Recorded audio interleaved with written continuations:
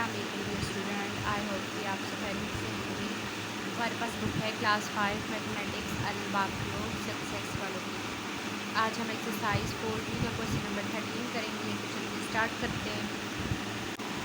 Question number 13 है हमारे पास। Asif bought 2 cakes are chocolate cake and a vanilla cake of same size for his children. He cut the chocolate cake into 8 equal parts and the vanilla cake into 6 equal parts. His children ate 5 pieces of chocolate cake and 3 pieces of vanilla cake. What fraction of the two cake is left over? यहाँ पर उन्होंने हमें दो types के cake दिए हुए हैं। ठीक है, हमने देखना है कि इसकी फ्रैक्शन क्या बनती है। हमारे पास 2 टाइप्स की केक है, जिसको एक को हमने चॉकलेट केक को 8 इक्वल पार्ट्स में डिवाइड किया है। फिर हमने वनीला केक जो है उसको 6 इक्वल पार्ट्स में डिवाइड किया है। दैन फर्स्ट वाला जो केक चॉकलेट है उसके 5 पीसेस जो हैं वो बच्चों ने खाए हैं। दूसरे केक के 3 पीसेस बच्चों ने खाए हैं। अब हमने यानी कि इक्वल पार्ट्स डिवाइड होने के बाद खाने के बाद जो हमारे पास बाकी बचता है वो क्या बचता है, अब हमने ये फाइंड करना है। ये बच्चों हमारे पास क्वेश्चन सोल्व है। इसमें अब हमने जो क्वेश्चन रीड किया था अब हमने उसकी स्टेटमेंट यहाँ पे लिखनी है। साथ साथ exercise 4B question number 13 cut chocolate cake into 8 parts, यानी जो चॉकलेट केक था हमने उसको 8 पार्ट्स में कट कर दिया।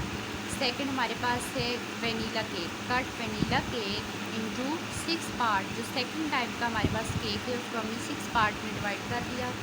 Children eight 5 pieces of chocolate, बच्चों ने जो चॉकलेट वाला केक था 8 पार्ट उसके टोटल थे, उसमें से 5 पार्ट्स उन्होंने खा लिए।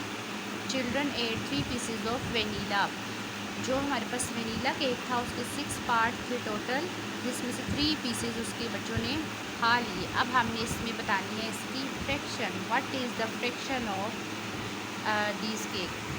यहाँ पर हमने इसकी फ्रैक्शन बतानी है।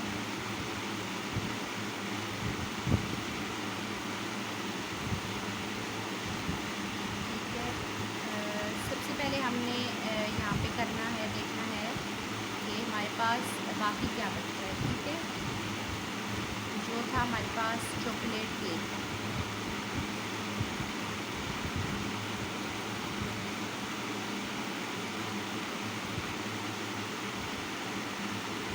एट में से 5 पार्ट्स उन्होंने खा लिए, हमारे पास बच गया 3।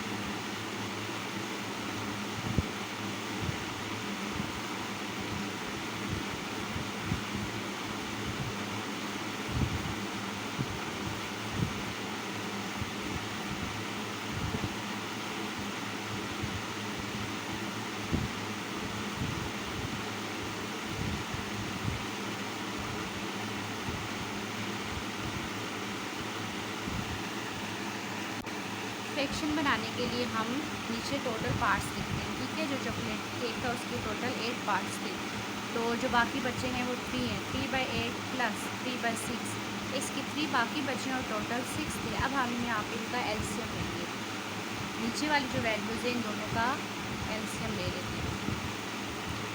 2 के टेबल से 2 4s are 8, 2 3s are 6,